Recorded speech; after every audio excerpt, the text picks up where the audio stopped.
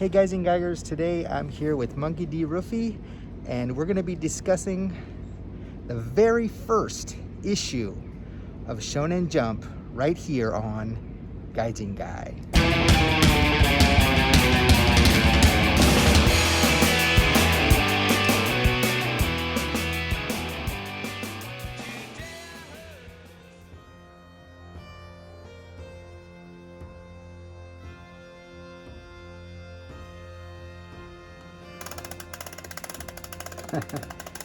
You crazy wolf. You're never gonna outwit them pigs. Hold on, let me get you out of the fire. There you go. Back up on the roof. And now, oh, hey. I didn't see you guys there. As you know, today we're gonna be talking about the very first issue of Shueisha's Shonen Jump. Probably the most well-known comic anthology in the world, thanks to the multi-million seller series that have come out of that magazine. It's been a long time coming, and I hope you guys were looking forward to it. I was looking forward to making it, just had a lot of different commitments that kind of got in the way, but now here we are, and here it is, and I hope you enjoy. Check it out. Hey guys and geigers, we're back with a long-promised look at the very first issue of Shonen Jump by Shueisha with a publication date of August 1st, 1968, though actually released July 11th. As you may know, Jump is an anthology comic where several of the biggest selling comics of all time were first published. Dragon Ball, Fist of the North Star, Kimetsu no Yaiba, One Piece, and many more. So let's see what the cover of this first issue has to tell us. Let's go from the top and work our way down. The copy at the top says, the new manga Shinkansen, new comic Shinkansen bullet train, which I assume is supposed to evoke the speed and power of the bullet train. With the checkerboard motif at the top and the racing illustration here at the bottom right, we can see that they've gone all in on this speed theme. The fine print says right here that it comes out the second and fourth Thursday every month, so it didn't start out as a weekly. This could mean that creators had more time to work on each chapter of their stories. Let's see what else is different. We have the logo, Shonen Jump, and some more copies saying all manga, all self-contained stories, Yomikiri, which I wrongly assumed that meant there were no continuing stories, but that's not true. It's like Spider-Man, where in the very first iteration of Spider-Man, you know, there would be one story per month, but it would still connect to a longer Spider-Man story. You know, each story would have a conclusion.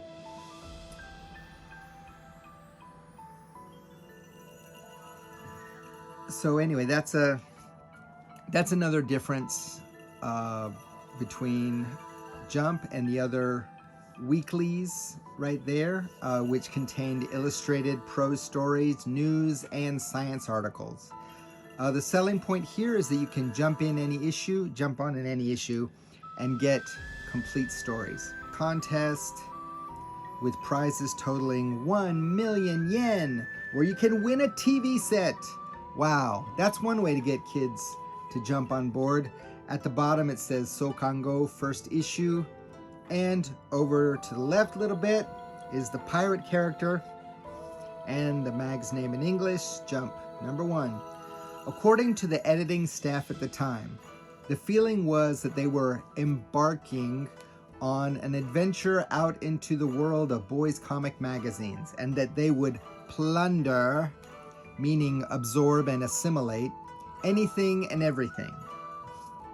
On the left side, we have an illustration of, let's see, what's this? Neketsu Kando, a hot-blooded, very moving story of Kujira Daigo, Daigo the Whale, by Umemoto Sachio, a comic of dreams, hope, and friendship, a theme which seems to continue with flagship Jump comics to this day. The hot-blooded boy Daigo stands up against evil. So we have a bunch of modern-looking, fashionable characters in the background with big old Daigo strutting around in his patched-in-the-knees school uniform, indicating he probably wasn't very well off. This isn't a story or creator I'm familiar with, so we'll talk about these in a bit. Below that we have Te, hand, the hand. It says Yokai, Jidai, meaning it's a period piece with monsters, by UMEZU Kazuo, and there's an arrow making it clear that the bloody samurai art here is by UMEZZ himself, who had yet to do his classic Orochi series. It's obviously given more prominence than other stories because of the arrow and the illustration. Just 2 years before, he had worked on Ultraman, and the year before, his own Nekome Kozo, the cat-eyed boy. He was putting out tons of story comics content for all the major publishers in the shonen, shoujo, seinen genres. Did illustrations for prose fiction stories and 4-panel gag comics, and including him in the first issue of Jump must have been a no-brainer. We then have gag comic genius Akatsuka Fujio's O Abare Apache-kun. So the Untamed Apache Kid, with some imagery that I'm sure will be problematic. It says long-form gags and features a guy with a headband and a feather. Then we have Doruyaro, the dollar bastard, but I would title it something different, which I'll talk about later. But it's by Gaijingai favorite Mochizuki Mikiya. It says war record of a different stripe, and we have a guy in an army helmet, so I'm sure that it's not about stamp collecting. At the bottom we have Chichino Tamashii, Soul of My Father, a high school baseball comic by Kaizuka Hiroshi, who mostly did baseball and sports comics. And then we have the date, August 1st, and the price, 90 yen, 3 times the price of Weekly Shonen Sunday just 9 years earlier, though thicker, and not one mention of freebies, just the contest.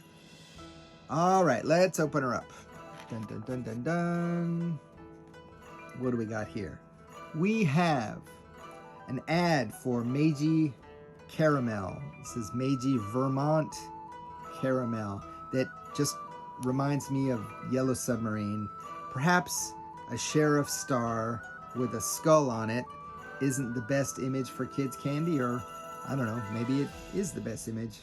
Here's the contest pages. It offers 5-speed bikes, realistic looking model firearms, because of course, on the neck there's Daigo the Whale. On the next page we have tape recorders, TVs, 1/24th scale and 1/12th scale model cars, and real tanks, along with actual pilots and gunners. But no, these are actually 1/25th scale Tamiya models of rolling death. And then we have the checkerboard motif, reminding us that Jump is all about modes of transportation. Ad for a crushed ice maker by Toshiba, featuring an appearance by Matsumoto Reiji's Kosoku Esper, who's sweating up a storm. I didn't know that this character was a kind of mascot for Toshiba. It's quite interesting. So then we got what? We got an ad for 3D stickers. Now I don't know if they mean they're like puffy stickers, or if they mean that they look like they're in 3D or something. But actually it's an ad for bubblegum featuring stickers of samurai, ninja, yokai, hey, like UMEZZ's cat-eyed boy, which I mentioned. and what I think is Mochizuki's JA series. So, you know, interesting. Okay, and now we have Daigo the Whale. So the creator is introduced here on the splash page as the #1 interesting comic by the #1 interesting new comic creator. And this story is about Kujira Daigo, an orphan from Kochi. He's also from Kochi, the creator. And whose family name is in hiragana, not in kanji, and so can be easily read as whale. And he's huge. He's not just close, he's huge. Not Clifford huge, but not far off. So the story starts with a dirty politician, this guy, visiting an inter-school junior high sports day competition. Daigo, who is freaking Hagridian, sweeps the competition and catches the eye of the dirty politician. And then later on, he's at Tokyo Station and he thwarts pickpocket Mari, and Mari's friend Jiro kind of berates her for pickpocketing. Says, I thought you gave that stuff up. And because she had promised to quit stealing. They both go to a night junior high school, which was not legal, and they work during the day, also not legal for middle schoolers. The politician tries to shut down the school that he himself started several years ago, because now he's an important politician, and so, you know, he can't afford any other embarrassment. And now he's embarrassed of his old beat-up night school building, etc. And he's embarrassed of the poor kids that, when I don't mean poor like, oh, kawaiso, I mean poor like no money kids who go there. And Daigo decides, you know, kind of makes it his mission to... other drama going on. Daigo kind of makes it his mission to continue the school, and using his force of will and his big ass size, he decides to protect the school from the dirty politicians who are, you know, scheming of some way to get rid of him. So is it really that self-contained? I don't know. It seems like you kind of have to keep reading. So, I don't know. Umemoto, before I turn the page here.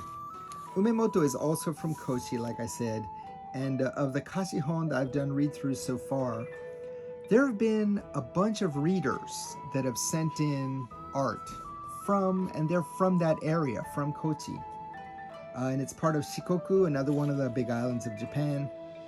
I live on a different big island. I live on Kyushu. And then Umemoto himself, he started in Kashihon and was an assistant to Sato Masaaki, who we've discussed on this channel a few times.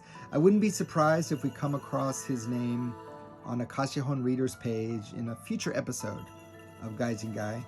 I would be remiss if I didn't mention that we have lost several important Kashihon creators over the last year.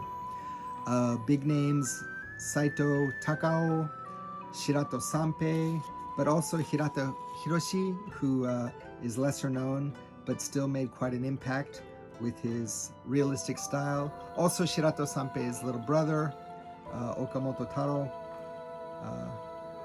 It's not Taro, is it? Oh, jeez.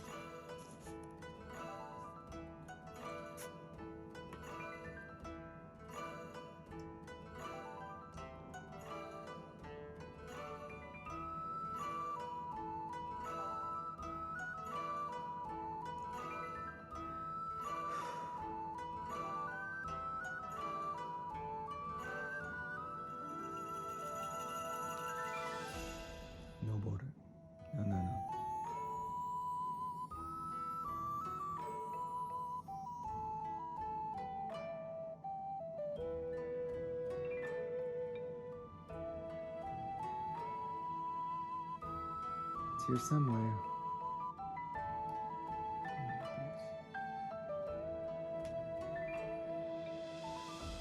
Tetsuji.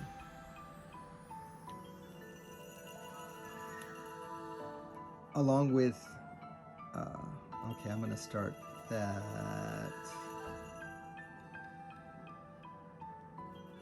earlier.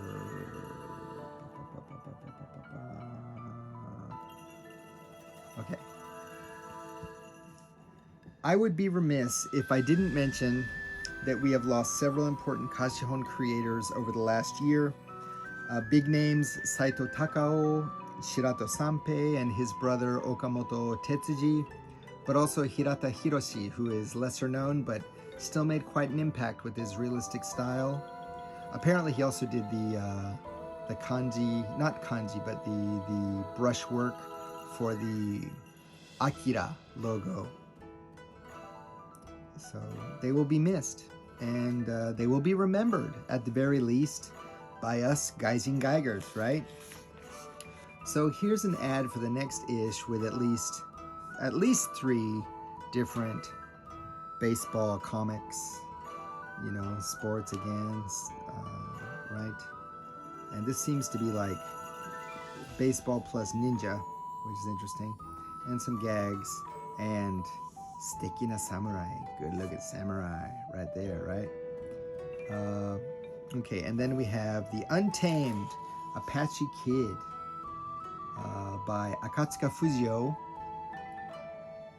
mostly known for Bakabon. So the genius Bakabon, as it's actually. This seems to be about a kid named Apache, and these people's roles are interesting. I mean, his name being Apache and dressing like Tonto doesn't seem to have any relevance, you know, beyond just his look. His dad, he's the son of the sheriff, who looks like a sheriff is supposed to look. And the sheriff is checking in on the prisoners of the jail, including Akatsuka right here, making comics, which is, I think, is kind of a jab at manga creation, how they feel like they're always being watched, or, you know, they have no freedom, something like that. You know, I guess it wasn't easy to be a mangaka. Now, what's interesting here, across the bottom, is Kosoku Esper again, and it's a quiz. It's a science quiz, and it's saying the speed of electricity is slower than light, same as light, faster than light. So this kind of quiz. If you guys know, feel free to comment. I don't have a clue.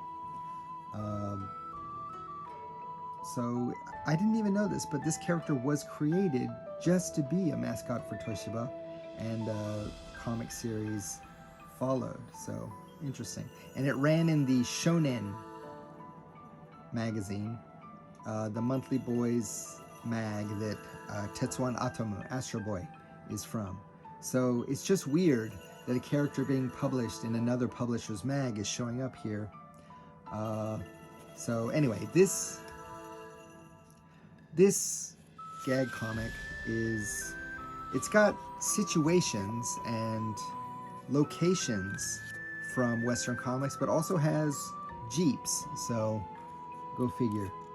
It's a crazy anachronistic gag fest that uses all the old ball and chain gags.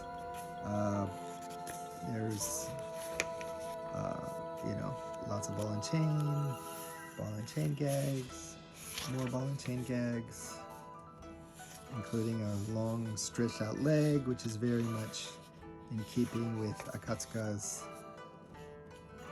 surrealistic style. And in the end, that long ass leg comes in handy. But in rounding up all the bad guys or something like this. All right. Okay, we have, what is this? Oh, this is a quiz here to, can you name the characters or match the characters here with the creators over here? And some of these characters, a lot of them are from this very magazine.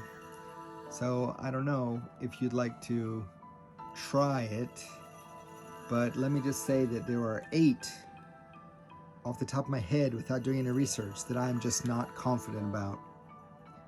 So, you know, you can try it if you like. Feel free to comment.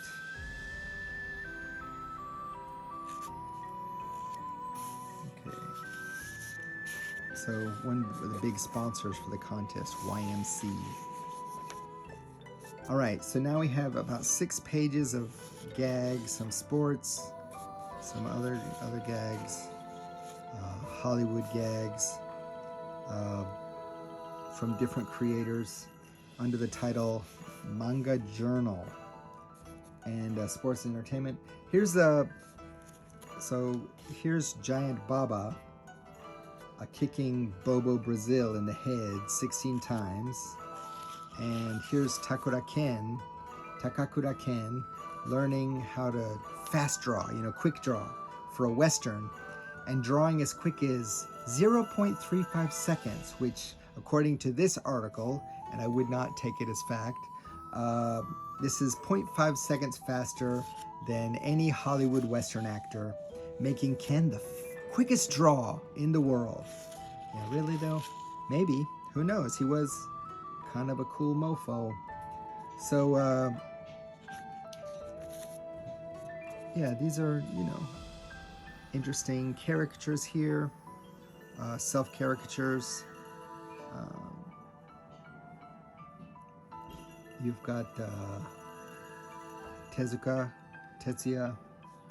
Chiba Tetsuya, and Kawasaki Noboru looking like Jesus. And then you have Kaizuka Hiroshi here dreaming of sleeping. That's his dream. His dream life is sleeping all day. So now you know what it's like when after you move to Japan and you ask people, what are you into? And they say, oh, I like sleeping. And it's something that we just wouldn't say. Even if that's how he truly felt, we just wouldn't say it. It just seems to be bad form. So next we have an ad here for Botchan and I Am a Cat, these Natsume Soseki classics. Who knew that his grandson would grow up to be a pop culture essayist who focuses mainly on comics? All right, I'm very excited about this next one. Jigoku Ken, Hellblade by Takano Yoshiteru. And if you remember this name, he was like the star creator of the first shonen magazine. And his style has developed quite a bit in the 9 years between magazine's first ish and Jump's first ish, taking on a very realistic Gekiga-like style that is almost woodblock print-like. It doesn't have the dynamism of a Kojima or Shirato work, but still very striking. It's about a blind samurai seeking revenge for his father's forced suicide. Now, this is over a decade since Zatoichi's story was first serialized in a magazine, and half a decade after the first Zatoichi film. The idea of a blind swordsman, in other words, isn't new, but him being a samurai is perhaps something different, right? So, yeah, still very, even though the lines, I love the lines here, the line work and the very stark, and they don't have quite the movement that Kojima or Shirato have, but still, expressions are quite good, and yeah, very reminiscent of ukiyo-e in a way. Some of my favorite ukiyo-e artists have a very similar style. So, there's kind of two thoughts of manga history. Ones that completely try to divorce any foreign influence from Japanese comics, trying to say that it's a purely Japanese form. And then there's others that are trying to say that, no, we must divorce it from the Japanese art line and connect it more strongly to the overseas influence. I'm a little more in the second camp, but I also feel that that any art is going to have an effect on an artist. So obviously, if you look at this comic, you can see that ukiyo-e style line. So I don't think you can completely divorce either. They're both connected. But as far as a direct line, I would say yes, American comics have a big impact on Japanese comics in general. So anyway, really good stuff here. All right, another ad for Shueisha books, this time Japanese history in manga form. And then we have the next story, Chichino Tamashii, My Father's Soul by Kaizuka Hiroshi. Now this is a sad story about a bat maker. His wife, child, and brother-in-law, a baseball player for the Yomiuri Giants, which is kind of the New York Yankees of Japanese baseball. By the end of this tale, 2 of the 4 people I just mentioned will be dead. The brother-in-law by disease, and the father of the child, his wife, basically, by car accident. So, as a brother. But luckily, the baby she was carrying in her arms will survive to be the main character of this story. It's mostly going to be about the father raising the son, there's the mother, on his own to grow up to be a great baseball player. Firstly, a high school baseball player. So the first whole arc is about going to the famous Koshien high school baseball. It's like a baseball World Series, except it's only Japanese high schools. So Kaizuka himself was raised by his mother after his father was killed in World War II when he was still very small. Death in baseball is a theme that never shows up in Japanese comics ever again. No, I'm lying, because people die in baseball manga all the damn time. It's more dangerous than wearing a red shirt on the original Star Trek show or showing up in a Meitante Conan, the case closed episode, because you do not want that Edogawa kid showing up in your town, because more people die in his stories than in the other Conan, the Barbarian stories. So, the most dangerous elementary school kid alive, in comics anyway. So, there's another choice of a baseball player choosing death over not playing baseball. I don't know, guys. It's throwing a ball. So really, you're just gonna die? All right. So here, this is an ad for the first annual Jump Search for New Talent, judged by Tezuka Kajiwara Ikki, the writer of many famous sports comics, and Akatsuka Fujio, with prizes of up to 100,000 yen. So get drawing, guys. All right, next up, we have NAGAI Go's famous taboo-breaking humor comic, Harenchi Gakuen. Okay, Harenchi meaning shameless, Gakuen meaning school. So basically, Harenchi means not recognizing shameless things as being shameless, okay, or shameful. Not recognizing shameful things as being shameful. So, anyway, this is about Yamagishi and his best pal, Ikidomari, which means dead end. And they're very excited at the prospect of Yagyu Mitsuko, a pretty girl, coming to his school. You know, a new transfer student. Yagyu is a name that comes up in period pieces, often connected to samurai or ninja stories. In Lone Wolf and Cub, the main character, Ogami Ito's adversary, is the secret Yagyu clan. And the Mitsuko of this story is obviously named after Yagyu Jubei Mitsuyoshi, a famous samurai and trainer of shogun who has been highly romanticized and often portrayed as wearing an eye patch. So the two boys actually call her Jubei as well. So this is quite a crazy series with crazy characters such as a teacher who wears a fundoshi loincloth and keeps a spear in his classroom. So, you know, and he tries to actually shish kebab the main characters, but ends up having his loincloth pulled off just as parents arrive for class viewing. And of course, this is kind of the same reaction parents had when they found out about this series, you know. So anyway, there's another teacher that has like the ghostly sword, Muramasa, this guy, and he's dispatched by Mitsuko, who is an accomplished martial artist, perhaps being due to her martial heritage.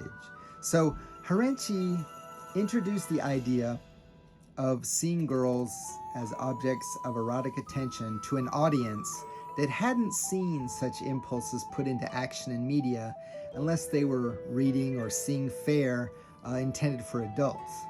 So manga had already been fighting against the image of being bad for kids, uneducational, for over 2 decades. And so here comes Nagai to stir the pot. You know, he took an industrial-powered blender to the pot. He is a pot stirrer.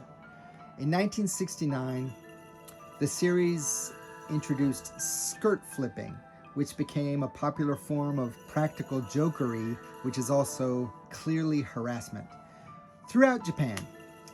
So in 1970, 2 articles came out bashing the series' sexual nature, and PTA groups across Japan were up in arms and tried to get the series canceled.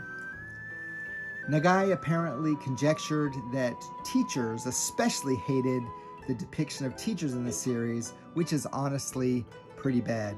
How he ended the series is in a war against PTA groups, and like everybody dies. So that was his kind of final word on the subject, that PTA kills creativity and kills comics, which, you know,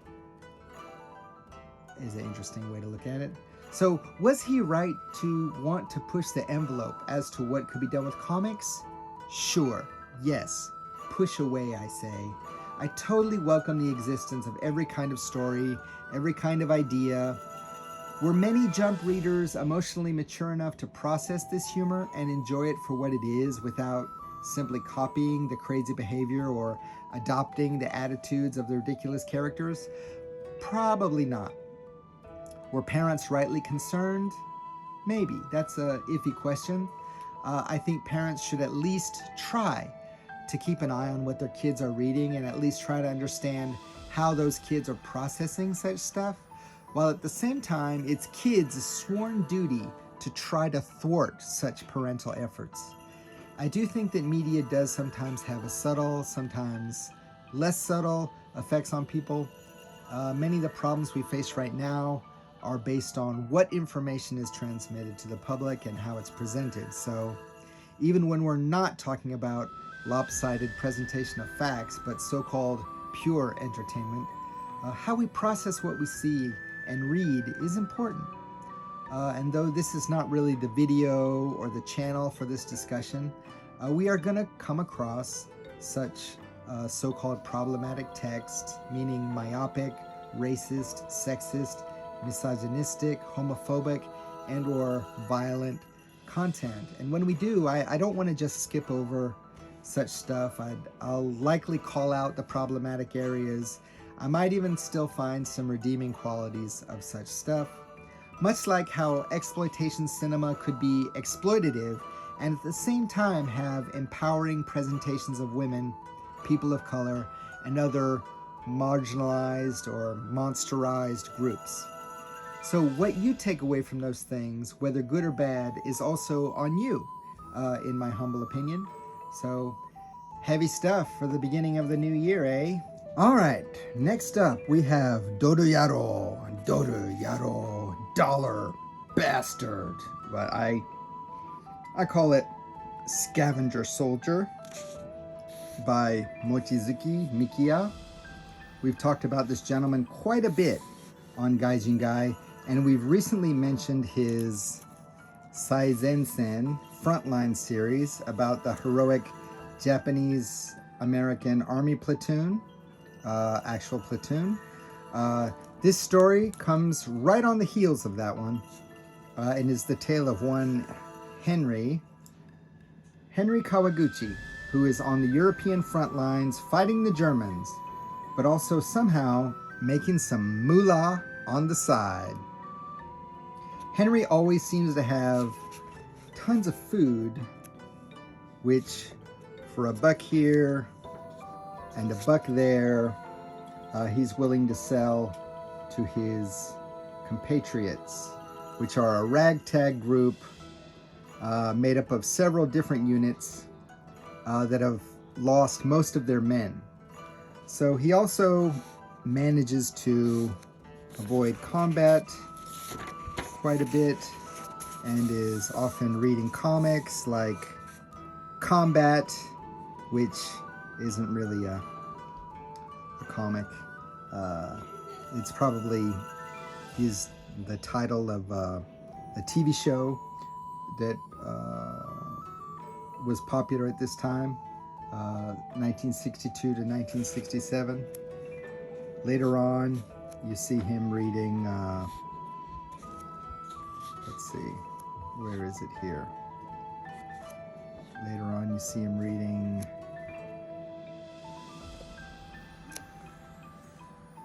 Mad Magazine, which didn't quite exist until 1952, so that doesn't make any sense. Anyway, couldn't find it. Maybe if I come across it, I'll point it out. Oh, there it is. Yeah, reading magazine, which anachronistic. So anyway, that's all fine and dandy. But at night, he sneaks across enemy lines where he attacks the Germans and forces them to pay him if they want to live. So, but he kind of gets mistaken as a spy, and he has to explain his motives to his troop, and tells them that, tells them what he's doing is that, he's extorting the Germans for money, just as like he's always very money hungry, because of his injured friend who needs an operation. They were friends from his time in the circus. They were both trapeze artists. So, the character himself kind of scoffs at military so-called morality. He thinks that there's nothing moral in war. And he says he wouldn't have to be a scavenger if it weren't for the damn war anyway. So Henry gets, they think he's a spy, but he redeems himself at the end of the story when he very acrobatically and using, some tricks, he takes out 3 enemy tanks and very acrobatically, and actually commandeers one and brings it back to his troop. But he says, if you want to have it, though, you have to pay me for it. Or I'll just give it back to the Germans. Very interesting character, not your typical war hero type. So it's right after this story that, you know, right after a story that simultaneously glorifies war while criticizing it, we have a page of guns, guns, guns, holsters, gun belts, and guns of the replica variety that can be bought with regular old postage stamps. What a bargain! What a bargain for your tools of murder and death. Okay, and now a curiosity. With Shonen Sunday's first ish, we had a Lone Ranger TV tie-in, and now reading this, I learned that Shonen Jump was going to feature different US comic strips for 7 out of the first 9 issues in 1968. And the very first strip featured was dun dun dun dun dun dun dun dun dun dun dun dun dun dun dun Flash! Gordon's alive! So Flash Gordon, that's right, created by Alex Raymond and drawn, shown here, by Dan Barry. Can you believe that comic artists often wore neckties and their collared shirts to draw their comics? You know, it's work time, so you have to dress like a working man. So at first, it wasn't clear. There's no reprints of this era of Flash Gordon comic strips.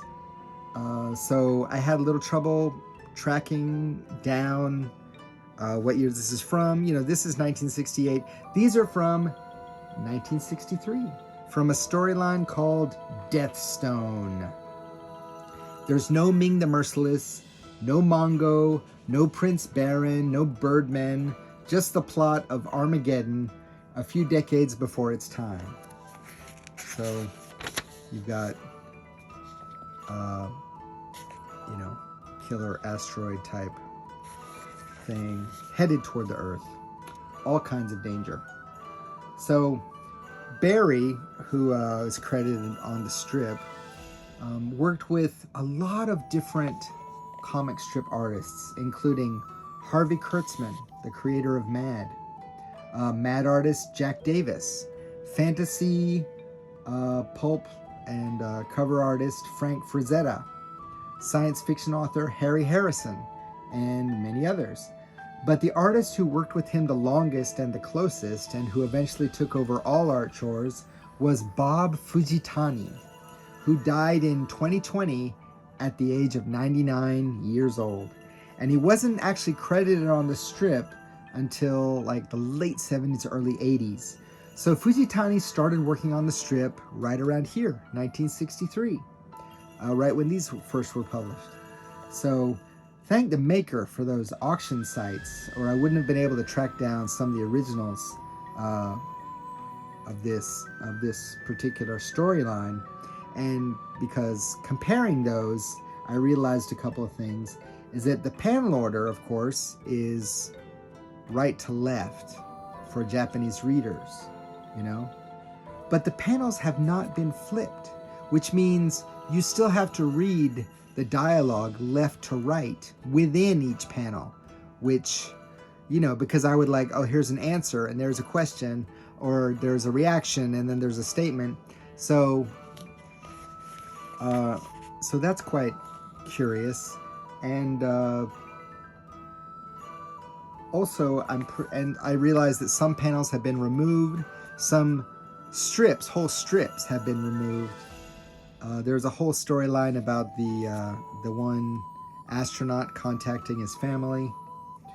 So, and then there's the addition of these space scenes that often don't have any dialogue whatsoever. And looking at the quality of the art of some of these space scenes, it looks to me as if they were added in later. You know? Also, like, there's several signature boxes like these that have been removed in certain panels and kind of painted over. So just the cross-hatching just seems a little bit rougher in some of these larger panels. So, anywho, other strips that were used in this series in Jump were Lee Falk's Mandrake the Magician, drawn by Fred Fredrickson, and Secret Agent X9, created by Maltese Falcons Dashiell Hammett, and drawn by EC Comics veteran Al Williamson. So there's a good, like a full storyline here that has an ending. So that's, you know, they did a good service to their readers in that way, but I wonder if they ever figured out how to better order the panels so that, or maybe flip the panels so that readers wouldn't have to break their brain every time they tried to read the strips. So, you know, it probably wasn't easy to do. You know, I mean, cutting them up and rearranging them, of course, is a lot easier. You just white out the dialogue and then, you know, stick in the Japanese. Where flipping around, nowadays it's a lot more easily accomplished, but maybe back then it was a lot more difficult, but not that difficult, right? So it's just curious that they decided to use these properties that are decades old, you know, like years old, past their prime, still existing in newspapers, but not nearly as popular as they once were. When at this time already Marvel was changing the comics landscape, it took another 10 years after this before we got those Marvel comics in Japanese. I'm just saying, you know, it's just a curious choice that they chose these King Features strips. All right, next page. An ad for Shonen Book, the August issue, which is on sale currently. There's Akatsuka Fujio, you know, and then we have the postcard that you send in where you check in, you know, the letters of the creators to match them with the characters. You know, there's Sanpei, Kappa no Sanpei by Mizuki Shigeru, for example. Oh, I shouldn't give that away. I wanted y'all to answer them on your own. Some questions. Which series did you like? Which creator did you like? Or how long series would you like? And then finally, this is the final story. This is UMEZU Kazuo's Te, the Hand. So not the Michael Caine horror movie that no one remembers but me, but a period piece about a lord who loved his beautiful daughter Ayu so much. That's his beautiful daughter, loves her too much. So much that he shot an arrow into the hand of one of her suitors, a guy named Tatara Tosuke. Tatara was hated by the Lord, you know, just because he loved his daughter. And so Tatara had no chance whatsoever with the daughter until the daughter is caught in the tower of the castle, which is on fire. And the Lord says, whoever rescues her will get her hand in marriage. And everybody's like, yay! But then they're like, oh, fire, no. But Tatara says, nope, I'm going. He, you know, throws water on himself, runs in. And he does save her. But unfortunately, he gets horribly burned and disfigured. But still, the Lord takes care of him, gets him all patched up, and but you know, the daughter, she's obviously not excited about getting married to a mummy. So, I mean, look at this. We know something's up when the Lord's like, hey man, have some sake. Hey, hey, hey, hey, hey, hey. And the guy goes, all right, give me that sake. And she is like, no, I can't stand it. And she takes off. And then, uh-oh. Dropped sake bowl. We know what that means. Poison, right? So the Lord's like, I'm not going to give, you know, an ugly ass guy like you to my beautiful daughter. You can't be a lord all bandaged up like that with your eyelids burned off and stuff. So, you know, he's like, you know, just die. And he's like, nope, I am getting Ayu for my own. It's going to be mine. And so he basically refuses to die, kills off several of the Lord's retainers while, you know, he's still getting slashed and attacked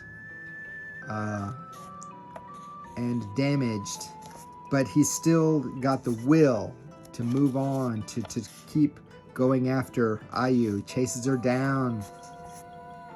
And, you know, they cut him down. But he's like, no, I refuse to give up.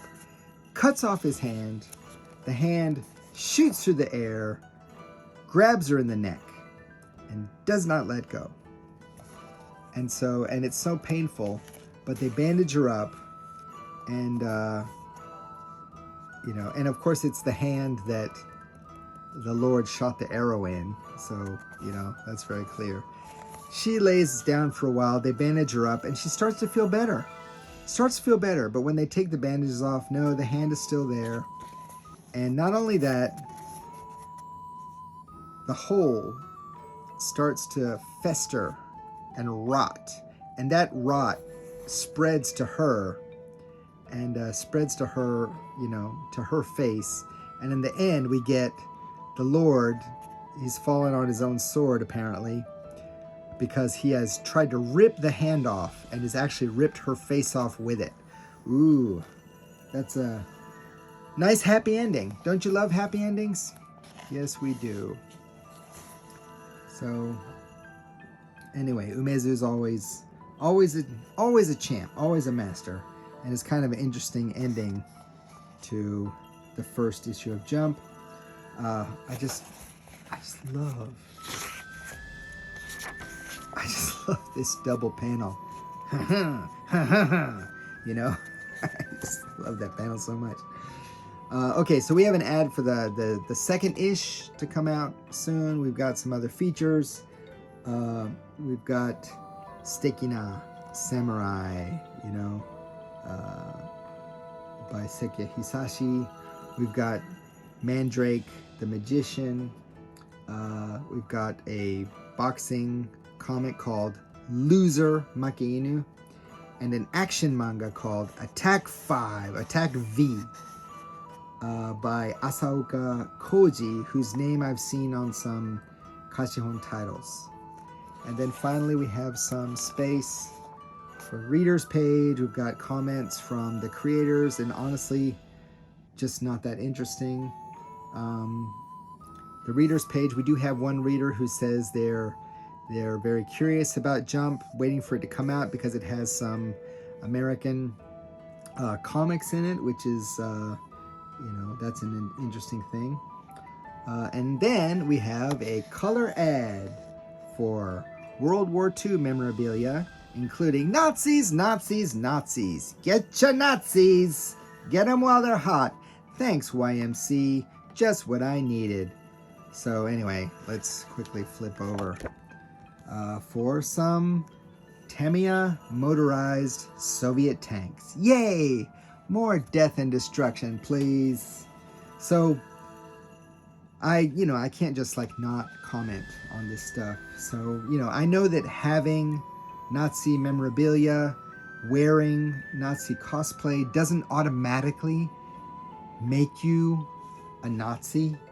And this goes for the same for Civil War Johnny Reb wannabes, you know, they do those reenactments and stuff. But it does mean that either you don't know what those people were fighting for or don't care. And there is the problem. That is a problem. So anyway, lots of time on the soapbox today.